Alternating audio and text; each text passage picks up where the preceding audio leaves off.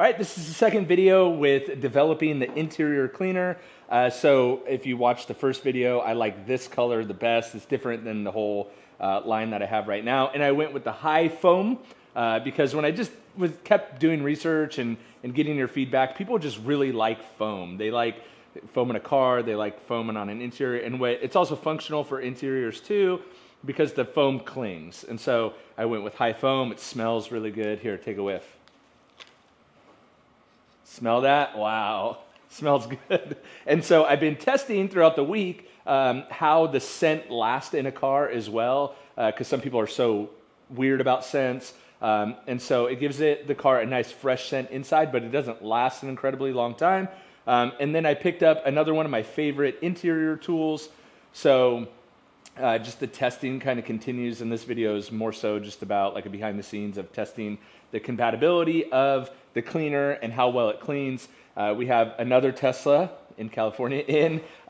This is in for a ceramic coating maintenance, but we're going to be doing some interior cleaning on it as well. So again, we're going to that extreme level of dirty and also to that maintenance level to make sure that this is safe on delicate surfaces, and you could use it as a maintenance cleaner, kind of like an interior detailer, if you need to without damaging anything. I'm also going to put it in a pump sprayer and try it on some all-weather mats and see how it does on there. So all that and more coming up in this video. So before we had the Scrub Ninja, which I used in the last video, we had one of these yellow brushes. And this, I'll link it below, but this is an incredibly effective cleaner, and I think, or tool, and I think this is where the Scrub Ninja kind of got some inspiration from. So the Scrub Ninja is perfect for like steering wheels, and that's what I'll use it for here, because you can kind of concave it to the wheel, where this doesn't kind of, you can't bend it as well, but it's really good too for flat surfaces.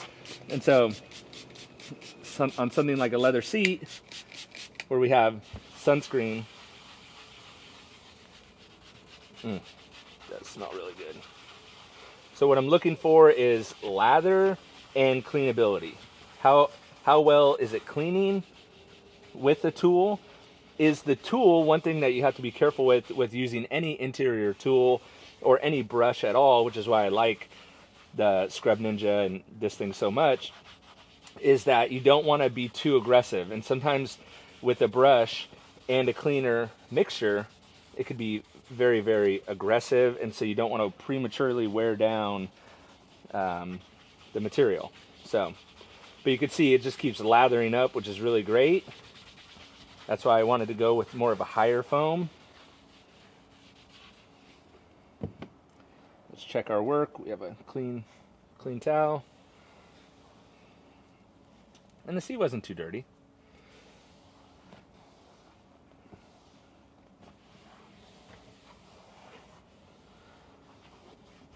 But one thing that I've noticed on Teslas is that some cleaners can be really finicky with the vegan leather, or how I like to call it, vinyl. Some interior cleaners make stuff shiny, and then when you use it on like a Tesla seat, for whatever reason, it just makes it streaky. So that seemed to work super good. Let that dry out, make sure there's no streaks, make sure it just looks good, cleaned evenly. Try that. While we're letting that dry, we'll jump over to the steering wheel. For the steering wheel, I don't want to spray directly onto it, so I'll spray it into the Scrub Ninja.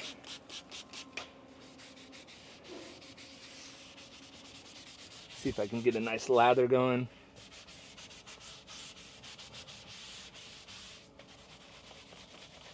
Yeah, see, and that's why I wanted high foam. You could actually end up using less product because you get the lather going.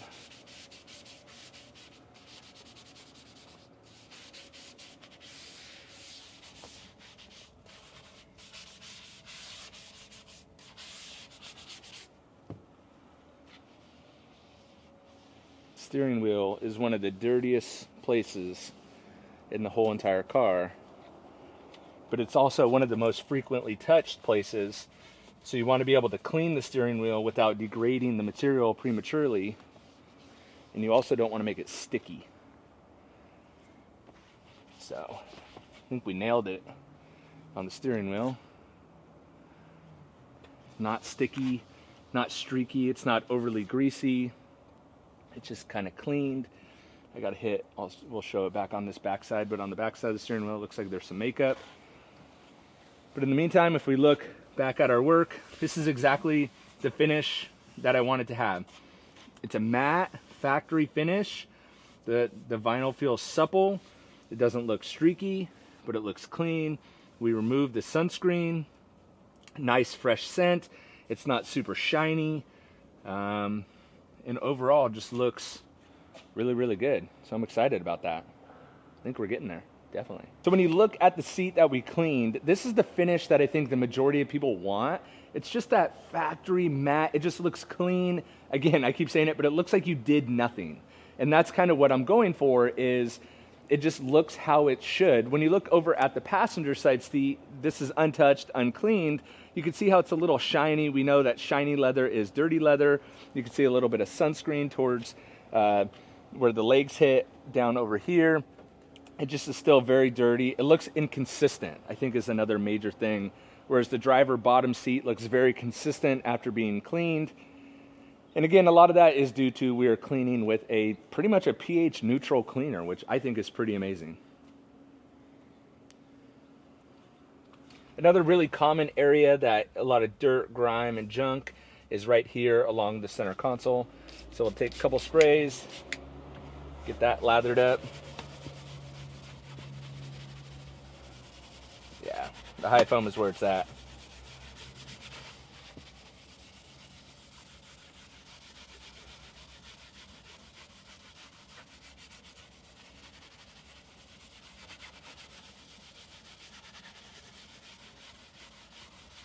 What do you think about that smell, Brian? Do you like it? Does it smell bad? Good? It smells better when it's actually like sprayed. Applied. Okay. So out of the bottle, kind of. Too much in the bottle? Got it. We'll blame it on you being sick. Oh yeah.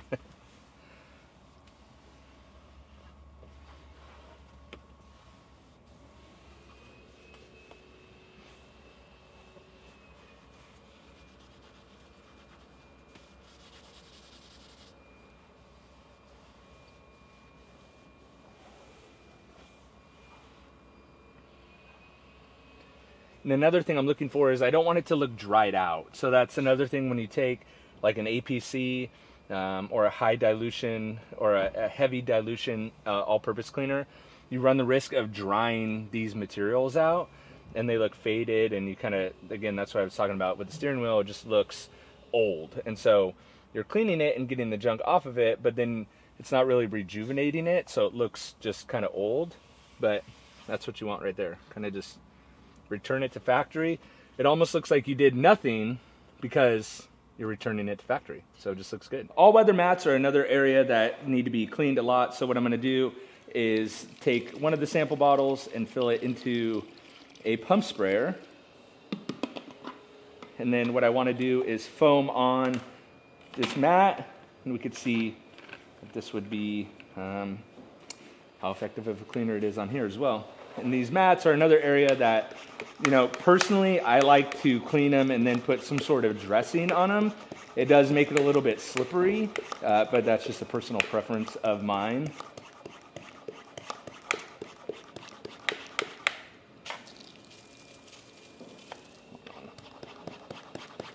Might need to add some water to the mixture.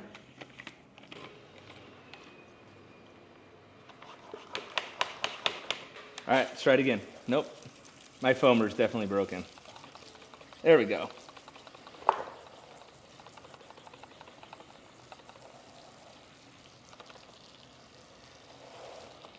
Would have been better to just spray it on, huh? All right.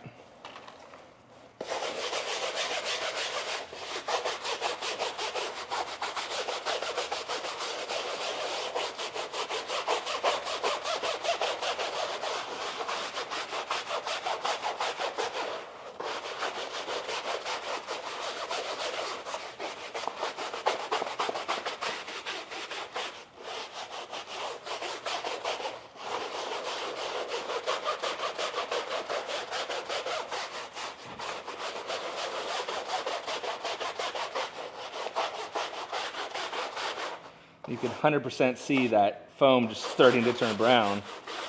And again, the high foam, definitely where it's at.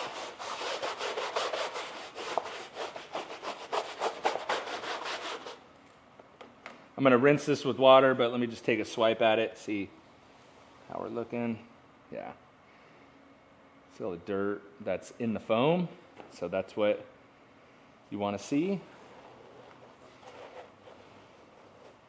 Because in the foam means it's off the surface. So I'll rinse this, but before I do that, I wanted to do one more test. We'll do it over here. And that one more test is, what is the pH? Because you could have a great interior cleaner, you could have an all-purpose cleaner, but if you have a really high pH with that, then you're gonna risk damaging those surfaces. So I'm gonna take my handy dandy pH test, stick it directly in the bottle, because this is a ready-to-use formula. When we put it down, we're at about a 7 or an 8. 7 or 8. I actually got a new digital pH meter, but I haven't calibrated it yet, but that's why I'm still using the strips. But if you look at it there, you're at about 7 or an 8. So we're at almost a pH neutral, because it's going to be a ready-to-use solution, pH neutral cleaner, so you're not going to damage any of the surfaces, but you do just want to clean them. So again, I'm looking for your feedback, so if you could leave comments on interior cleaners that you like, that I should test it against. This is all about kind of just bringing you in behind the scenes to develop a product that I think is going to be the best in the world. Of course, that's my goal with all my products, but please let me know which interior cleaners you like, what you'd like to see in an interior cleaner. I know there's some interior cleaners that actually leave behind like a little sheen. Do you like that? I personally don't, because for all the reasons that I talked about in the video, but I think we're getting really, really close on this interior cleaner. I just don't know what I don't know and what I'm missing. So help me in the comments below, and I'll also link the first video that we talked about on this cleaner as well. And yeah, with that, thanks for watching. Catch you guys on the next one. See ya.